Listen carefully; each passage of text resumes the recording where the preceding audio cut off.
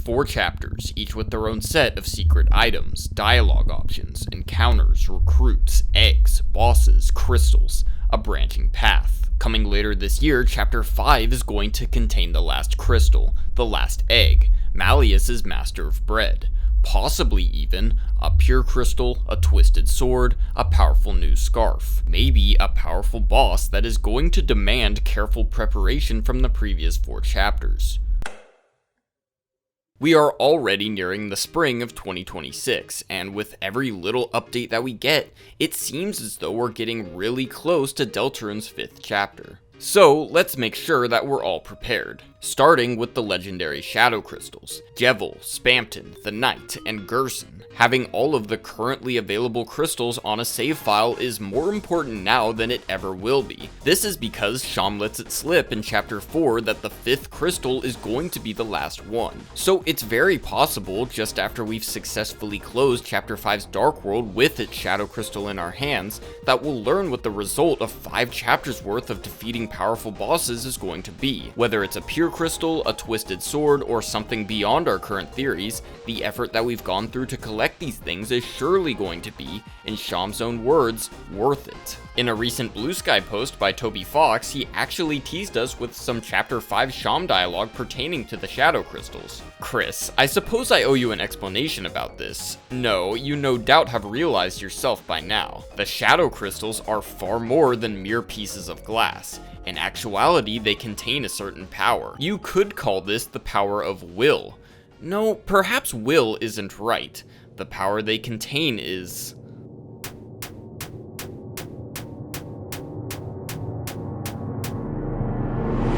So get those Shadow Crystals. But how easy will it be to get that final Shadow Crystal? The Shadow Crystal bosses, up until this point, have been notorious for their difficulty. Jevil with his relentlessly difficult attacks, and his focus on our team's healer. Spamton, not too bad against the team, but dangerous against Chris by themselves. The Knight, by far the hardest boss of the game up until this point, and is incredibly fearsome without the use of the Shadow Mantle. Gerson, though not as hard as the others, was originally going to be a lot harder, and still demands some concentration with his use of the Green Soul. Can't think I'm going to be the toughest thing you'll face, but next time, you'll be ready. Don't give up, and give him hell. I personally think it's quite likely that Chapter 5 Shadow Crystal boss, whoever it is going to put up quite a fight to defend that last Shadow Crystal. So as you go through Deltarune's 4 chapters, think about armor, weapons, healing items. I've made theories suggesting that a future secret boss, specifically Chapter 5's, is going to be a dark fight, similar to Chapter 4's Jackenstein, Sound of Justice, and the Titan. In these unique fights, tension point collection is severely limited, and the winning condition of the battle revolves around slowly collecting tension points in gimmicky ways. With this in mind, tension-related consumable items might be the smartest thing to save going into the next chapter. There's only one tension max in the entire game, a gold reward from Chapter 3's Gumball Machine that immediately fills your TP bar to 100% upon consumption. An item like this can end a dark fight many turns before it's supposed to. Along with that, there's also 2 to 3 tension gems, which give 50% TP. One if you get every recruit in Chapter 2, another if you get B or A rank on Chapter 3's board 2. Though you probably won't get this one as the Shadow Mantle is much more important. And 3 in the first act of the Church's Dark World. It's also been speculated that Chapter 5's secret boss might be cat-themed, wielding not only dark element attacks, but cat element as well. Despite the sheer amount of different kinds of elemental damage found throughout the game, in the first 4 chapters of Deltarune we've only found armors that shield against 4 of these elemental damage types: Dark, Star, Puppet, and Cat. Elemental damage negation is so much more valuable than ordinary defense. Ordinary defense only removes 3 damage from an enemy's attack per defense point. Elemental defense takes massive percentages of damage from an enemy's attack. This is already proven to be insurmountably useful in the Roaring Night fight, where the Shadow Mantle, despite being only equipped onto one of the 3 party members, makes the fight considerably more doable with its 66% protection against Dark and Star attacks. 66% negation against the knight's 200 damage is equivalent to 44 ordinary defense points. Spammed in Neo's special armor drop, the Dealmaker gives 40% damage negation to puppet and cat attacks. The mannequin sold by the Addisons gives 35%, and the frayed bow ties, of which you can buy as many as you want, give 15% each. For perspective, 15% negation against an attack that does 200 damage is still equivalent to 10 points of normal defense, which is double the currently highest defensive armors in the game.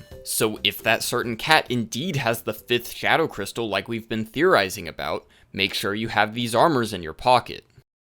The collection of armor, weapons, and healing items, as well as the collection of any sort of unusual or suspicious item, becomes much more interesting when you consider the NPC Malius, who is capable of combining armor, weapons, and items into something new. That, and the fact that Deltarune, unlike Undertale, gives you a nearly unlimited amount of space in your inventory for storing all of these types of items, at least for me, it makes Malius's fuse mechanic one of the most fascinating aspects of Deltarune. Currently, Malius has been unable to procure any new recipes since the ones they were able to give us after Chapter 2. Something about a forbidden technique called bread and a master of bread that they have to meet in order to expand their recipes. In other words, there's going to be some kind of character called the Master of Bread who we'll likely find in Chapter 5 to bring back to Malius. This is where every single item we've collected, including the Shadow Crystals, has the chance of getting put to use in the form of some very interesting fused items. Some items I'd like to highlight outside of the ones I've already talked about: the Gumball Machine's Blue Ribbon, the extremely expensive Gold Widow, Noelle's Jingle Blade, Spamton's Broken Sword, the default weapons, the rings, the Dog Dollars, and the rare Bitter Tears. Similar to the Shadow Crystals, the Forgotten Man's 5th and last mysterious egg is going to be given to us in Chapter 5. In a lot of ways, the eggs are even more mysterious in their nature than the Shadow Crystals, and especially curious in what the result of collecting all of them is going to do. Did you want to meet again? Oh joy. I'll tell you my schedule, listen carefully. On Thursday, I go to sell the donuts. On Friday, I toss the leftovers in the dumpster. On Saturday, I let it cool on the windowsill. On Sunday, I harvest the wheat. Hold your breath, head to the left, and count backwards to 100.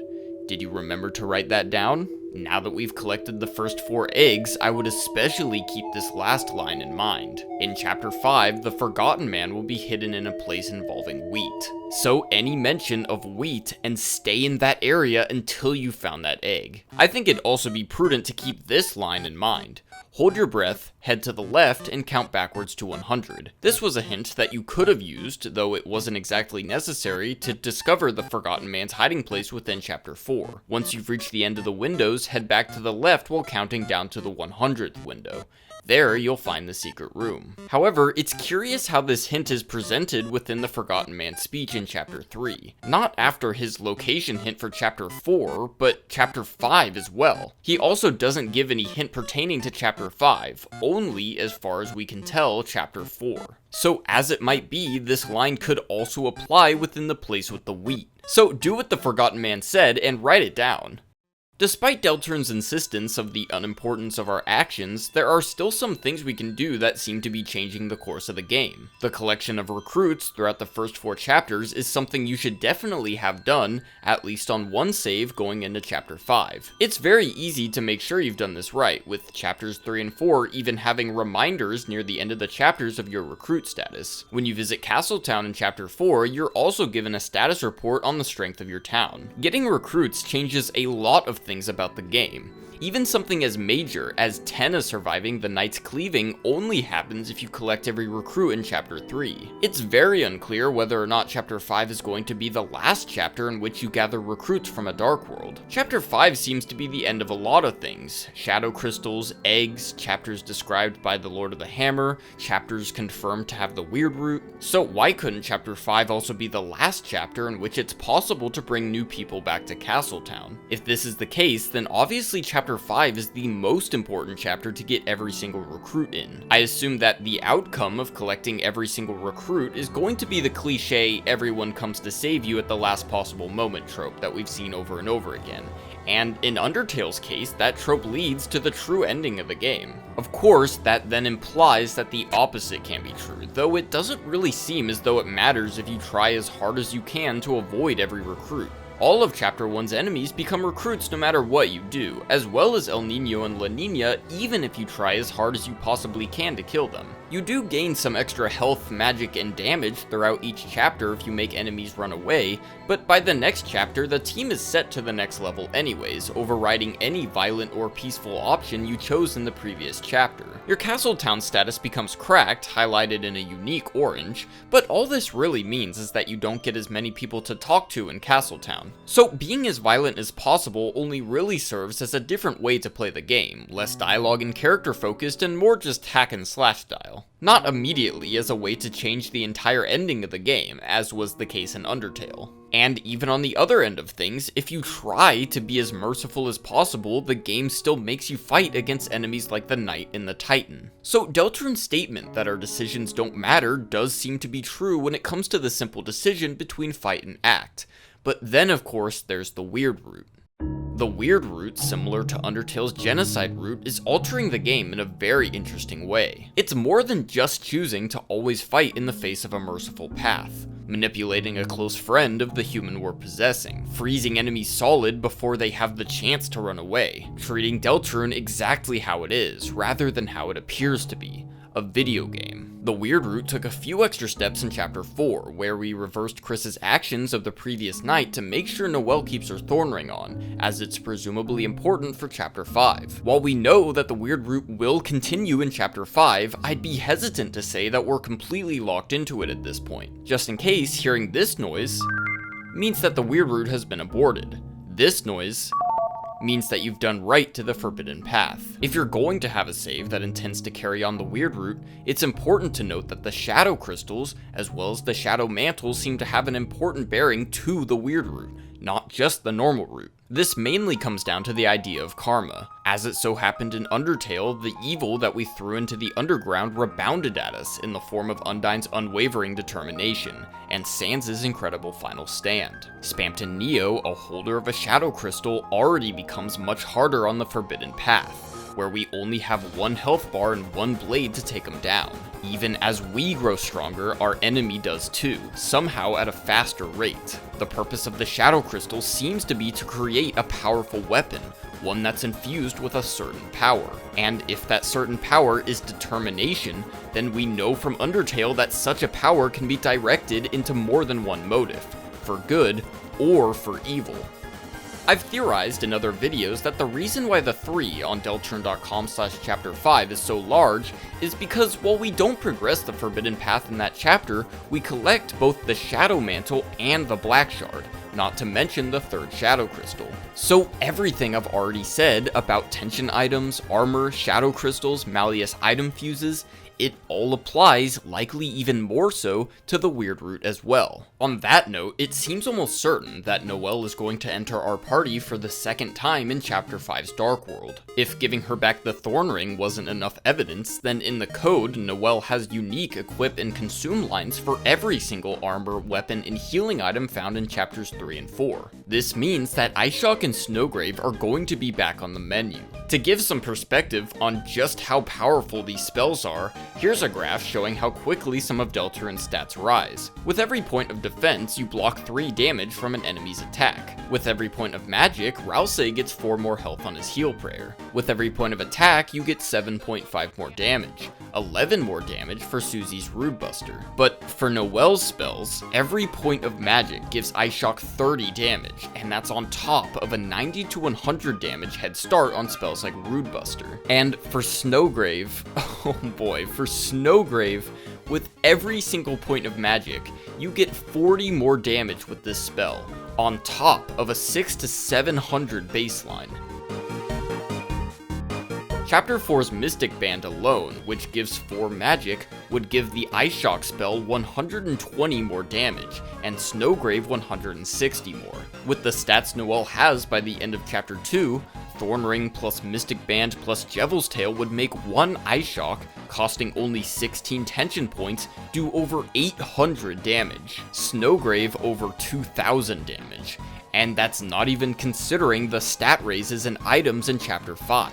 But again, remember that these spells cost TP, with Snowgrave using the entire tension meter. If I am right in the prediction of a dark boss fight in Chapter 5, then a fight like that would render Snowgrave virtually unusable. Unless, of course, as I've already talked about, you have any tension items. Now, here is something interesting about the weird root that has to do with what I was talking about earlier, about elemental defensive armors. As I mentioned, we're currently theorizing that Chapter 5 secret boss, or at least some boss in the future, might be cat themed, and so picking up the cat element defensive armors might be really smart. In the weird route, however, it is not possible to get any of the cat and puppet defensive armors. The Addisons disappear from Cyber City, taking away the mannequin. Spamton never goes to his shop in the trash zone, restricting the frayed bow ties. And finally, since it is not possible on the weird route to end Spamton Dio's fight in a peaceful way, you cannot get the deal maker, only the puppet scarf. Maybe this was only done to make the solo fight against Spamton Neo as hard as possible,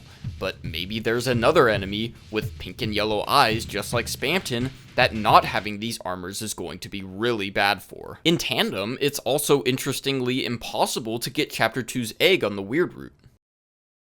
Something else to keep in mind, going into Chapter 5 on a weird route save, is what's shown to us in the third board of the Shadow Mantle game, an 8-bit version of a future area called Roots. This board, Bit Roots, is shown to us after the second board, a rough interpretation of Cyber City, and instructions for how to begin the weird route there. Given this, it's very possible that this game's third board also represents instructions on how to continue the weird route, in this future area we know to be called Roots. What do we do here?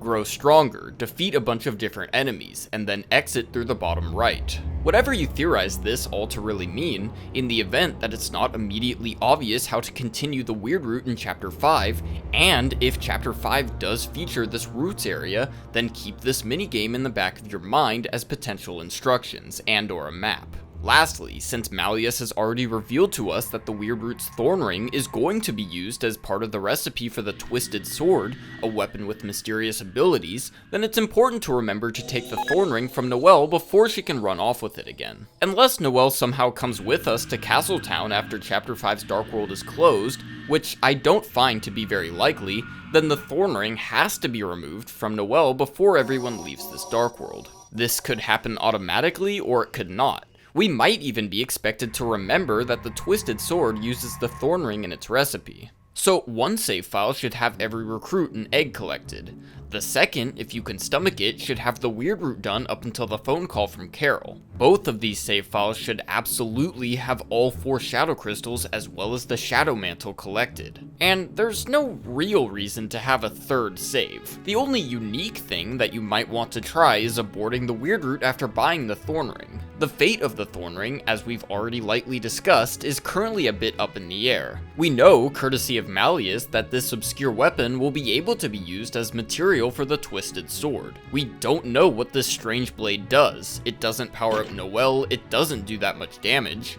I'd say there's a chance that this Twisted Sword might not even be a Weird Root exclusive item, but rather an aborted Weird Root exclusive. Currently, the only way to bring the ThornRing back to Castletown and into the vicinity of Malius is to abort the Weird Root after buying it, since you won't need to have it equipped onto Noelle by the time her inventory becomes inaccessible. Now, obviously, this point becomes a bit moot when it seems very likely for Chapter 5 to be the second chapter in which Noelle enters our party, giving us the chance to take the ThornRing back to Castletown even on the Weird Route. So, I'm not sure. It's just something to think about. We can only really guess at this stuff right now. And the last thing I'll talk about in this video is the 2 hometown questlines. The first is the Mettaton Tenna questline, where you give the Dreamer's TV to the Ghost Mettaton, something you can only do if you get every recruit in Chapter 3, which saves Tenna. I have no idea where this is going to go, but it's certainly interesting as it concerns a main Undertale character. And the other questline, which also concerns an Undertale character, is the Onion Sands meetings. So far, Onion Sands has appeared to talk to us at the end of chapters 1 and 2, and is noticeably absent from chapters 3 and 4. The lake, despite its seemingly mundane nature, is a very curious part of Hometown. Onion Sands, a resident of said lake, has told us about a familiar song that they're hearing in the lake. At the end of chapter 4, Susie tells us that she can hear a song playing on the other side of the lake. So whatever is going on with that lake, definitely make sure to have an established relationship with Onion Sands, or whatever you named him, going into chapter 5, and visit the lake if the game gives you the chance. But yeah, that's pretty much everything I can think of that's super important to consider going into Deltarune's 5th chapter. So here we go, with the last little update from Toby Fox that says that pretty much the entire development team has moved on from chapter 5, I think we can pretty safely say that the chapter is going to be out very soon, maybe even during the summer. I cannot believe that not even a year ago, not even 9 months ago, we only had chapters 1 and 2 of Deltarune. And now we're about to go into the 5th chapter, leaving only the final 6 and 7 unexplored. I'm so excited, I can't wait. I'm not sure if this is going to be my last Deltarune video before chapter 5. Of course, we're still waiting for the ARG to come alive once again after it did a few months ago. Speaking of that, by the way, the server for it is now over 4,000 members, and we're currently hoping for the website to go back up sometime in May, along with its corresponding newsletter. So if you haven't yet, go watch that video. That's probably going to be the last major Deltarune event that happens before chapter 5, and as it has an important bearing to chapter 5, it might be really important to know what the right answer is, especially for, as we talked about in this video, the weird route. But anyways, that's it from me for this video. I might be seeing you guys again in May, we'll see. But until then, thanks for watching, see you later.